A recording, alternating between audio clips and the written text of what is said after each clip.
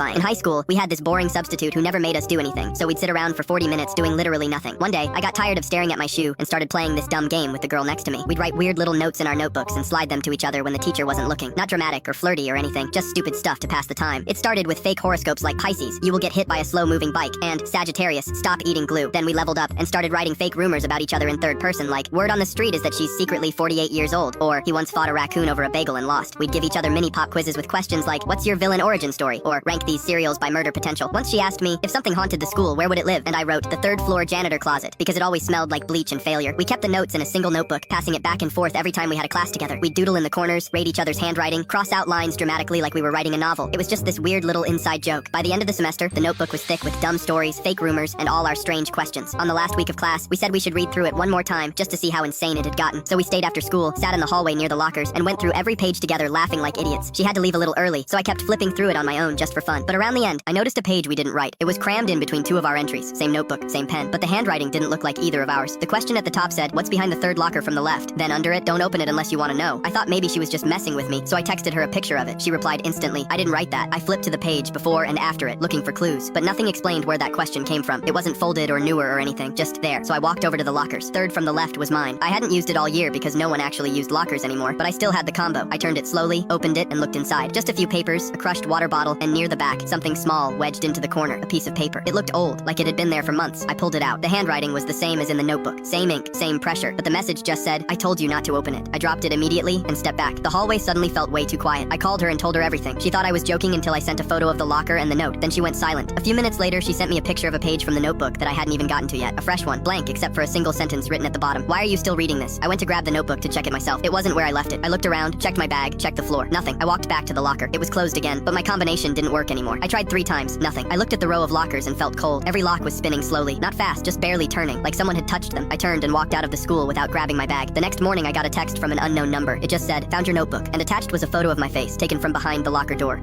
Click the link in my profile to watch the exciting follow-up.